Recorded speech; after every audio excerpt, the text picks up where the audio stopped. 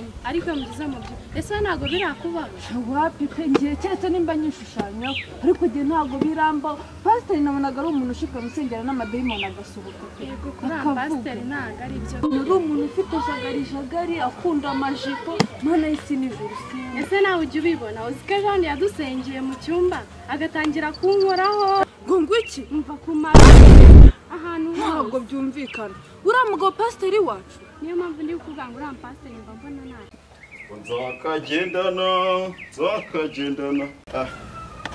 nakerewe kabisa ewa ubu banegereje bambuze mite nguruka cyo kubigisha iby'uwo munsi nabyo babigenda mbe nukameze nawe uzabibona sha tugende ubwo turi gukererwa icyo tupfa nuko dusenga Imana ntabwo dusenga uramuga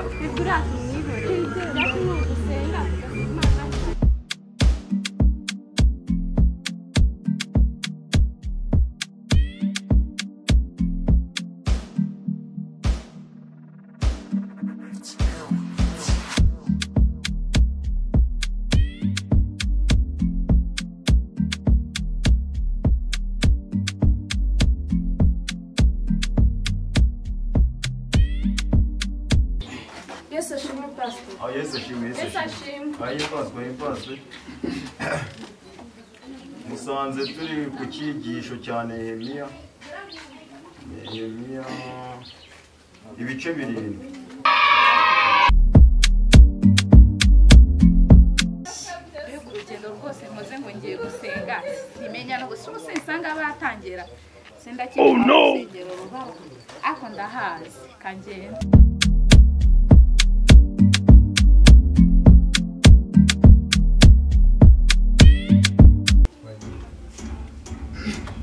nuko Uwiteka aravuga ati ntago wemerewe kujya kubatiza utansabye uburenganzira birumvikana kuki bakerewe wowe ntabwo narenze aho basengera reka twikomereza atadukura mu mwuka nta muntu ugomba kujya mu materaniro y'Imana afite umusatsi nk'uw'inkoko iraririye pastor urakabije rwose ntakabya nasibyo byanditse muri Abami 15 kugeza kuri 80 pastor urabeze aho ngondere rwose muhanditse ngo ntukihutire kurakaza imitima y'abakozi b'Imana rwose ubwo nasomye nabi ariko ntago nari mbeshye kuko bano bahungu bafite umusatsi mubi Yesu bajya kumubatiza bamufatiyeho ibiganza 2 na Bibiliya yari yambaye ikanzu yera agiye kujya mu musatsi wanjye nava no muri korali kabisa ngagenda ngiye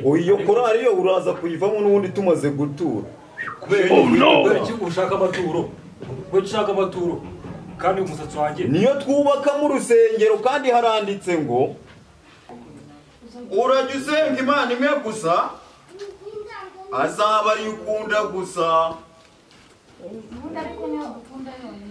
ntuzarahira izina ry'Imana mu busa cyangwa mu izina rya Yesu mu binyoma ntuzasa gusambana wasambanaho gake twagurutse ufite amadayimoni reka mumanike n'ibiganza musengere nca bugufi musengere nizere kutongera kunkora ufite amadayimoni menshi no mwijipo wasanga harimo amadayimoni toka shitani mu izina rya Yesu amadayimoni akurimo tuyirukane toka shitani asohoke hanze abadayimoni bakurimo ndabirukanye bose ndabirukanye toka shitani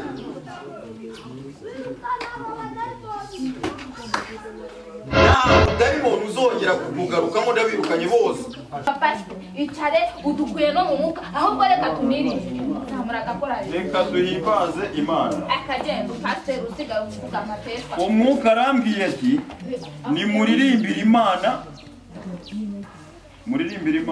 uwo mwuka wawe ntabwo twamugenderaho tuzajya turirimba ibyacu inde watubuza guhimbaza Imana imirimo yako Haleluya. Haleluya. Haleluya mwamiri imbere.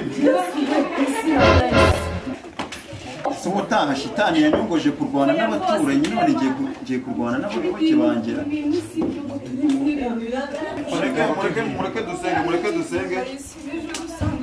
Mwicare dusenge. Yafashijwe ko Pastor uzi ko nubwo nsenga nkora muri iri ubu nawe ukurikirana kandi oya nimwihangane nta kabazo kaba kanje mu shitani. Iyo muririmbye umwanya muremure shitani nawe byinjiramo.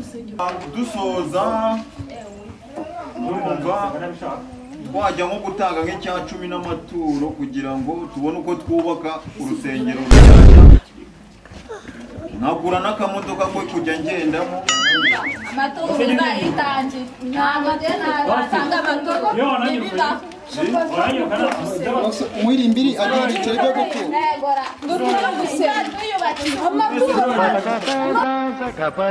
Bagiye badatuye pe kandi ninjye batutse ariko sinabyo bwabo bandi bwangira impuzanye mu bipasiterira hari uwibagiwe akagofero kana ko myitwarire n'ubundi bihwaniremo n'amaturo abantu nk'ayo.